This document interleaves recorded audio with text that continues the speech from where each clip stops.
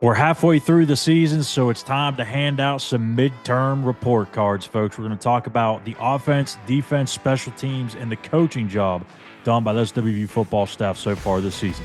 Today on Between Years.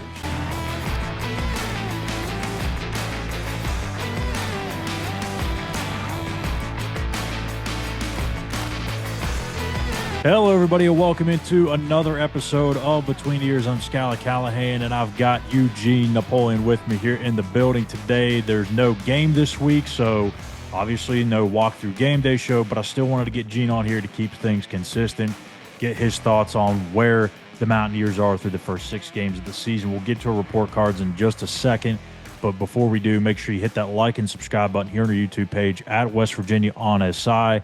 We'll be back on Sunday, which kicks off another game week. We'll get into our normal schedule where it's Sunday, Tuesday, Wednesday here on BTE, the Game Day Show on Thursday, and, of course, the Mountaineer Postgame Show where we'll break down what happened between West Virginia and UCF. So, Gene, it's that time of year, 2-4. It's really a great setup for us in the media world because you're actually able to split the season up into 2 halves, and instead of play maybe 3 games, have a bye, and then you go 9 games, and you really don't have that opportunity to really sit back and digest everything. But I'm going to do one thing this week that probably not very many people are going to do, and I probably don't mind if they don't because I don't really want to do it either. I don't know why I'm doing it, but I'm going to go back and watch every single game.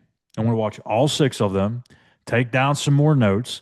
Probably should have done it maybe before this, but it's going to take some time. I've got a little 1-year-old that keeps my hands full as well, so got to keep that in mind too. But going into this, 2-4, 0-3 in Big 12 played, obviously not where you want to be, but some shades of positivity on both sides of the ball, you could say. Let's start on the offensive side, and I'll let you have the floor here first. You can give your grade and then kind of get into the details as to what you graded it as. Let's go with the offense first. What do you think about that side? Wow. Well, obviously, the offense have been unfortunately underwhelming this, Hey, you're a and teacher, so you can grade harshly here. um, I'm gonna say what I'm gonna say first, and then I'll give you a Okay. grade. So you talk about the type of our offense that Rich Rod runs. You would have expected just blown up scoreboards. You would expected probably 35, 40 some odd points per game. And because we're not getting that type of output, and because it's, be it poor offensive line play, be it obviously some serious injuries, in the running back room, some serious injuries, we had some stuff, between the receivers, and you got the quarterback situation going, the carousel with that. That all plays into it. It all plays into it. So offensively, to be honest with you, and I think anybody that would say anything other than this, I would probably say a D plus. I would probably say a D plus Okay. because yeah, it's tough. The foundation of where who are we on offense, Pretty right? shaky. You We don't have the strong running game that you would need. Our passing game is inconsistent, to say the least. And I'm not going to blame the calls because I understand this style of offense. Rich has been successful in this style of offense at every step, at every level he's ever been at. So it's not that.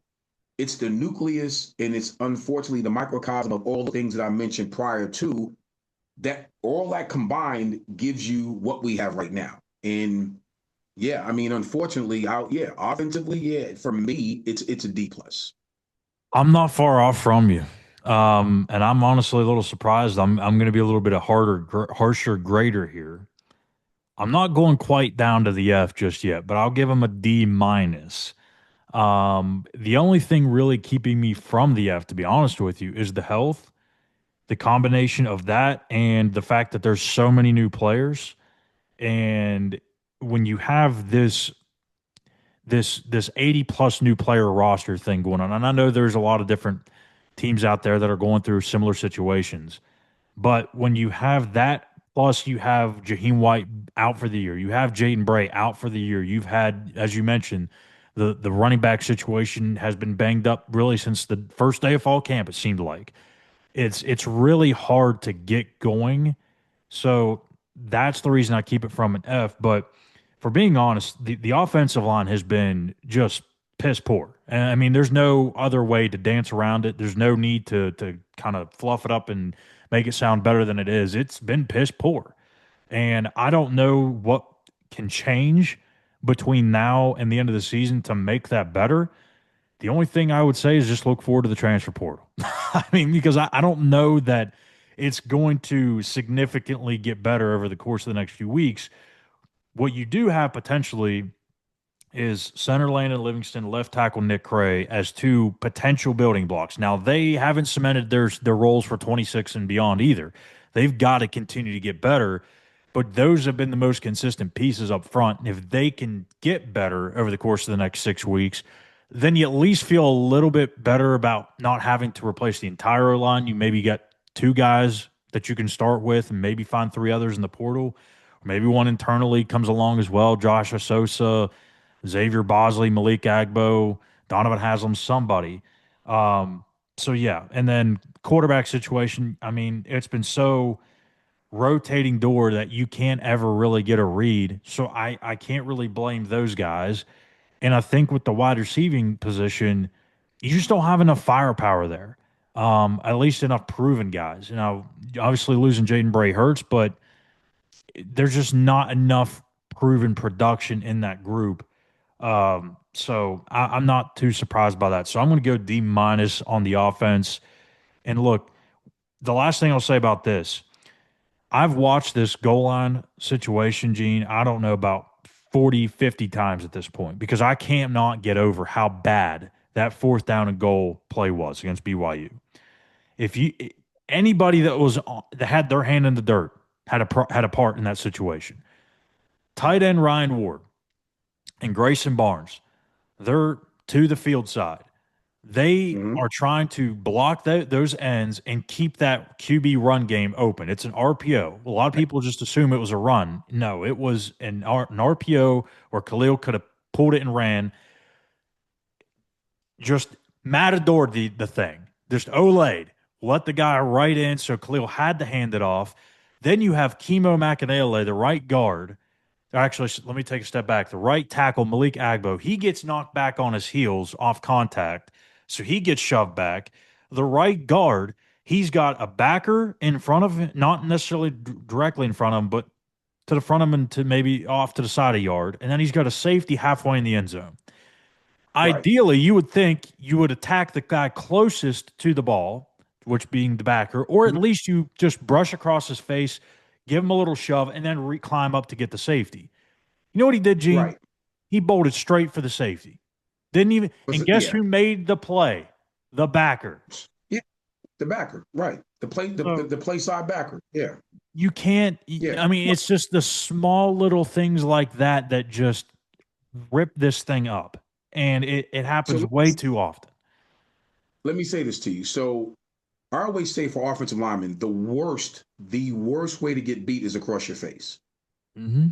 That's the worst way to get beat is across your face. And one of the reasons why it's the worst way to get beat, because if they're coming across your face, that means they already angled off and shut that particular hole completely down. You're not going anywhere because they beat you across your face. So they're already there, 2 steps in to the hole. There's nothing to do with that. So because if you're blocking and you got beat across your face, that means you're blocking the guy in the back. Yeah. Because he beat you already. Okay. So you're in trail position already. So that's going to be a flag. So usually what happens is the lineman just let you go because he's already been beat. Right. Now, the problem with that is the constant offense that we run, if you get beat across your face 2 or 3 times, now you're talking about forget being behind the chain. You're behind the stadium at that point. Which has been the case way too often. Because now you're talking, that happens first play, it might be, let's say, 2nd and 12. That happens again, it might be 2nd and 15. I mean, 3rd and 15. Bro, you look at your playbook, you're like, oh, with this style of offense, well, what are we running where consistently we're at third and 12, third and 15. Especially So with these quarterbacks who've been, yeah, it's tough. That's why for yeah, me, the development, and we'll get into that aspect as we get into this show, but the development at these key positions, it has to be paramount. It has to be, I'm sure it's going to be laser focused moving forward because that's what Rich is going to do. And that's what he's going to have to do if you're going to build a program around this style of offense that's getting the right linemen in, it's getting the right quarterbacks in, it's getting your running backs healthy, even getting more in, it's getting explosive receivers in. You got to get playmakers in this style of offense. yeah, and it's just going to take time. You have a full recruiting class coming in. You're going to have some of these guys being back in the system for the second year, so it'll happen. Just Yeah. takes a little time, a little patience. But let's go ahead and flip to the defensive side. Zach Alley's unit. I think through the first 3 weeks, I mean, we were all like tickled to death because it was night and day from what we saw a year ago in that mess under Jordan Leslie and how bad the secondary was. The secondary, as we like to say here, was very, very sticky in the first 3 games of the year. The only problem that kept kind of popping up was the missed tackles, and eventually it really got to them when it came to the Kansas game and the Utah game. I don't have the number in front of me, Gene, but I believe the number for missed tackles against BYU is actually in the single digits. I'll have to double check that. So that's maybe one positive to move forward here with. I mean, we're trying to stay optimistic here, but through those first 3 games, we were all excited, thinking that this defense was going to be able to at least keep this team into a lot of games. And then all of a sudden, the Kansas game happens. You give up 242 on the ground. Then you're starting to scratch your head wondering why. Well, they are a really good run team. They scheme things up really well. They make a lot of things happen with their eye candy. It's a problem. Utah, they're extremely physical. They're one of the best teams in the Big 12. They ran for 242. Hats off to them. BYU, I thought if you remove some of those explosive plays away, and they had a bunch of them, I mean, a bunch of them. If you just take 2 to 3 of those explosive plays away, that might be a different game. I don't know that they win, but it might be a little bit more of a different game, might be a little closer. So overall, let's get to you first. Defense, your thoughts and your grade. Now, and I'll come back with mine. Well, to your point, first 3 weeks, we were, listen, Zach Alley worth every penny. I'm still going to go on a limb and say he's worth every penny. Oh, Okay. yeah, I'm 100%. still going to say that. But again, in this case, the defense is maturing obviously a lot faster than the offense. And because of the lack of the play on the offense, it puts more pressure on your defense. We know. With that being said, I'm still concerned, same thing I think everybody else is concerned with, including yourself. I'm concerned with poor tackling. I'm Mm-hmm. concerned maybe, missed assignments. I'm concerned with it seemed like the first 3 weeks the communication was really good. It seemed like these last 3 games or so, 2.5 games, the communication is not as good as what it should be when you're playing these type of caliber teams, right? Um, Defense is a little bit for me, a little bit. They're much further ahead than the offense, so I'm not going to say a D plus. I'm going to say a C plus defensively. Okay. I'm I'm going to say a C plus, and I'll say a C plus because I know already with what we have on defense and some of the mistakes that are being made. Those mistakes are being made by, and it's the byproduct of playing 60, 70, 80 freaking snaps. It's wear and It's, tear. it's the wear and tear. It's the byproduct of just being freaking tired and worn out. And the bend but don't break theory, yeah, that kind of works probably at maybe 56 to 60 reps a game. Not when you get Not at into the 80. reps a game. Okay. So let's just be clear.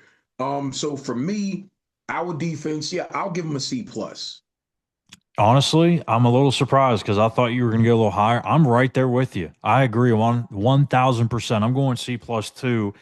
And even though it might seem a little low that we're going C plus here, I think it's just the fact that you look at what has happened these last 3 games, and it's been, I wouldn't say night and day from the first 3, but it's not been as solid across the board. The secondary's had some issues. Michael Coates Jr. has been good all year. The BYU game, he looked like a completely different player. They played really well against the run through the first, 3 games of the season. The last three, I mean, it's been a nightmare at times. So I think it's a little bit of ups and downs, some ebbs and flows, and that's why I'm kind of right there with you at the C plus. I think when Zach Alley gets the bodies in here that truly fit his identity and his scheme, and I'm not just talking about the starters, I'm talking about having a full two deep that he can trust and go to, maybe even a three deep at certain spots. At this level and this day and age with the transfer portal, you're never really going to have a three deep that you can trust from front to back, but maybe in one of those position groups you can find some. But Right. until he gets those guys in the program, developed into the program, and are here 2 to 3 years in this system and grow up in this system, it's going to be it's going to have some issues. But Right. I believe that his brilliancy, his high IQ is going to be able to cover up some of those issues, and it kind of has so far this season. So I'm going to go with C plus. A lot better ball can be played for sure. Let's just kind of glance over the special teams here. Um, Mhm. Very key part of the game, so we're not trying to minimize that, but we've we've got wives to see and things to do tonight so, as we record this on Tuesday night. But um, let's go with special teams, and I'll get mine out of the way quickly. I'm going to go C minus. It's just not been great. I think Preston Fox in the return game has been pretty good when he has returned it. I don't know that Right. they blocked things up extremely well. I think he probably should have had a few more opportunities. You look at the kicking game, okay. I'm not all that thrilled with the kickoffs and the fact that they've given up some big returns on kickoffs, or that they don't put the damn thing in the back of the end zone, Gene. How many times do we got to say it? I mean, goodness gracious. We heard this last year from Neil Brown. We heard it this year from Rich Rod that they both prefer to put the ball through the end zone. The guy they brought here to put the ball through the end zone had a very high touchback percentage at Tulane, and all of a sudden he can't put the ball through the back of the end zone. Explain it to me. I don't understand. Anyways, your turn. C. I'll give him a C. And my thing is, it's the kickoff return piece to it could be a lot better. We need to, because we're struggling on offense, obviously you need to get that ball, uh, put it somewhere between the 30, 35, somewhere in there. Now, that's kickoff return. Our kickoff unit, for me, matter of fact, I may take that back. I may go D plus as well. I may put them out there the same as the offense because you need help somewhere. You need a spark Yeah. somewhere.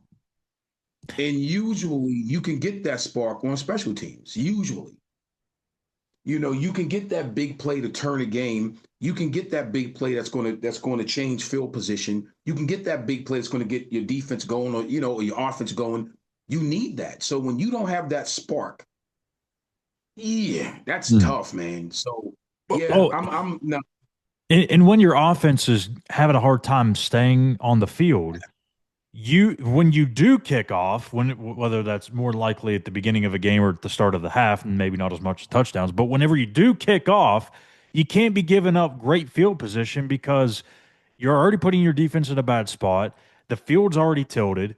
And then when your offense that has been already struggling takes the field and they've got the ball first and 10 at their own 9 or their own 14 or whatever the case may be, you're putting them in even a more stressful situation than they need to be.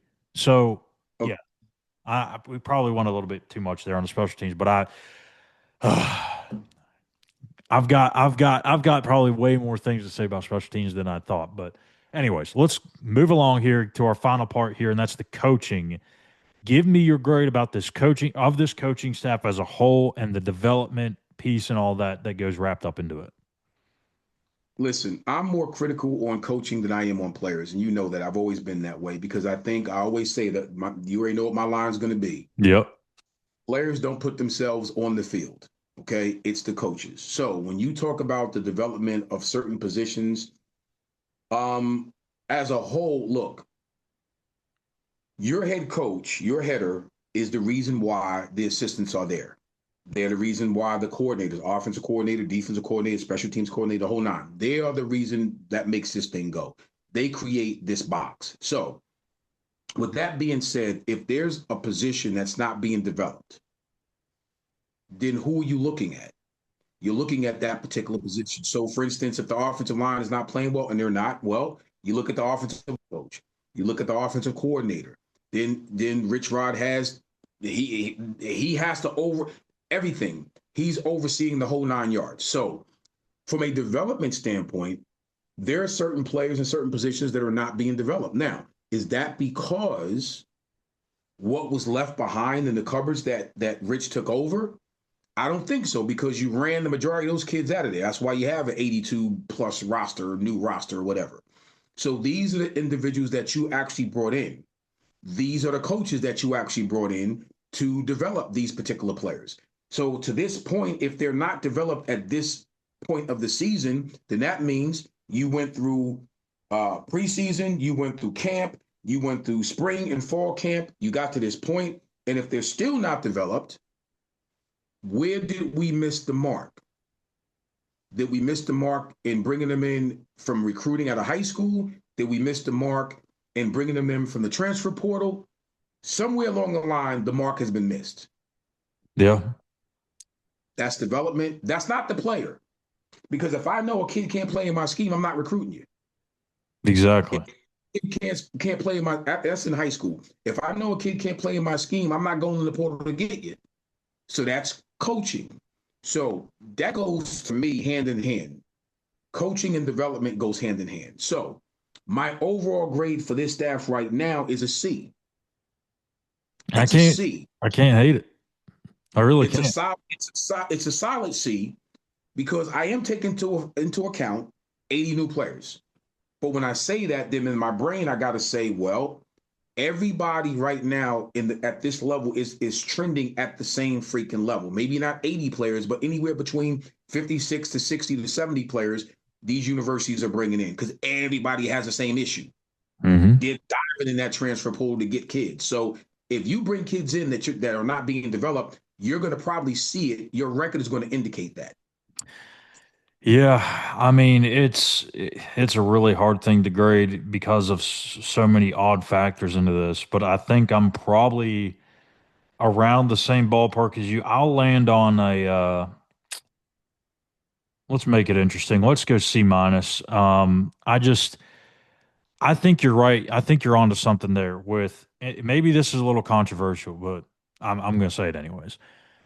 I believe when Rich Rod and this staff took over, they knew that they were probably not going to get the type of players that they need to win the Big 12 in year one.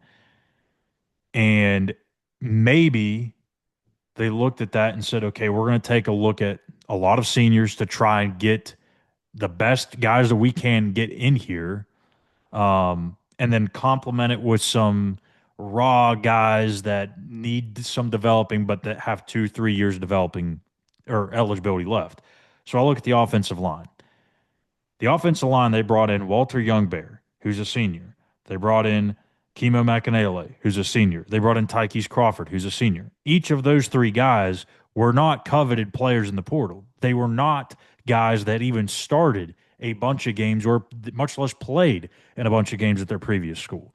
So that's what I mean where they're getting that veteran presence in there and also trying to behind that get some guys that have some developing to go to. You talk about Josh Isosa.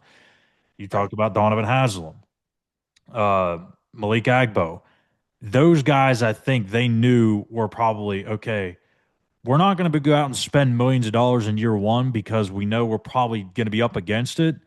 So let's Right. try and see if we can hit on some of these guys that are developmental and just let that happen, let that marinate. So I don't know if it was a miss so much in recruiting on some of these guys in the transfer portal versus how much of it was them just being extremely conservative and saying we're going to get a bunch of 1 year guys, knowing that next year we're going to have more of an ability to go out and get some of these guys with some of the dollars that you didn't spend this year, or just the fact that you know it's year two and you can go and make a push for some more of those guys because you know what your needs are now. Where this year you're going into it blind. You were just flying into this situation not having not a clue as to really where you were at any single spot. Now you go through a 12-game schedule and you go, huh, yeah, we need a left guard, need a right tackle. We need this, we need that. So that's why I thought that they probably, in my opinion, went a little low on the transfer portal stuff.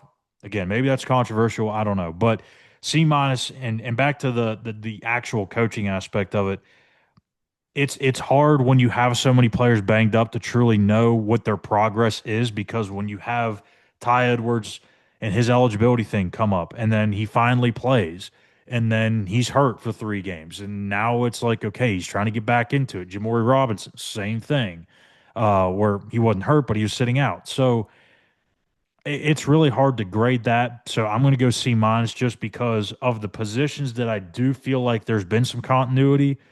I haven't Right. been exactly thrilled, specifically that offensive line. So yeah, I'll go C minus. A lot of work to be that can be done, and it's not to say that there'll be a C minus at the end of the year. That could completely change if Khalil Wilkins comes out of the bye week and looks like a stud, and if that offensive line with some younger pieces maybe starts to look more like something that you can envision being successful in 2026. So Absolutely. we'll see how it all pans out. Uh, any final thoughts from you before we wrap it up? Absolutely. I think that, look, at the end of the day, again, I'm expecting, I'm anticipating this first year, West Virginia will take their lumps. There's gonna be some struggles, boy. They're gonna take their lumps, but I can assure you of this. Knowing Rich Rod as long as I've known this man and knowing what his capabilities are as a coach, and when he said, I know exactly what I gotta do to fix it, and I'm gonna fix it. I've been around this. This ain't my first rodeo. I know exactly what that is. I get it, Yep. and he's going to fix it. So I'm not. Look. What? Look. Relax, relax. Relax, relax. I know for sure. I'm looking forward to year 2 and year 3 because I Yeah. know, reason why I say that, I know what it takes to build the type of offense and defense that he needs to compete. And right now, he just doesn't have the roster to do that. And when Yeah, he puts that roster together, all I'm going to say is watch out. Get it exactly. in. Tell these teams, get it in now. Get your licks in now. Because with Because the you ain't gonna be next, able to enjoy it for long. no, you're not. You're absolutely. So that's my take on it. They will be better. He will make sure that they will be better. And I have faith that he's going to make them better. Yeah, and when you go and look at the future, it's really hard to kind of understand where this team's going to be just because of the transfer portal. But I've tried to do my best this week. During the bye week, when the team that you cover is 2-4, you got to do everything you can to kind of keep people engaged and excited. And it's really a chore, to be honest with you. But I've tried to take this view of it's not the end of the world. You can look to 2026, but if you go on our website right now, I've got articles talking about who's coming back next year, who has eligibility to come back. I've got what the roster could look like when you factor in the 26 class that's going to be coming in, plus the kids that are returning. I've got all sorts of that stuff, building blocks that could be there for West Virginia, whether it be Cam Vaughn, Jaheim White, so on and so forth. So if you want to talk about the future and get excited about it during this dark and gloomy time, go to our Is that, website, West Virginia on us. I've got a bunch of futuristic stuff there that you might like. I encourage you to check it out. And yeah, the only thing that I can say else too is at least we don't have to. Well, no, got to take the. I'm getting ahead of myself. I was gonna say maybe we won't have another game where we got to stay up till 5 in the freaking morning. Brett, your mark. I'm talking to you, but yeah, we've got Arizona State coming up later this year. That kickoff time has not been announced yet. So, Brett, do us all a favor. Make that thing like, at latest 7 o'clock Eastern time. At latest. yeah. Big 12 commit. No, not the Big 12 commissioner. Whoever puts these time slots in there, um, yeah, F for them so far. We'll end on that. So, Thanks for tuning in to another wonderful edition of BTE. I'm Schuyler Callihan. That's Eugene Napoleon. Make sure to hit that like and smash that subscribe button here on our channel at West Virginia on SI. We're going to take the next few days off. We all need it. We'll be back on Sunday, get back into a regular thing. And then Tuesday, Wednesday, we'll have shows. Gene will be back with us next Thursday, previewing West Virginia and UCF. So thank you guys for tuning in. We'll see you back here on Sunday.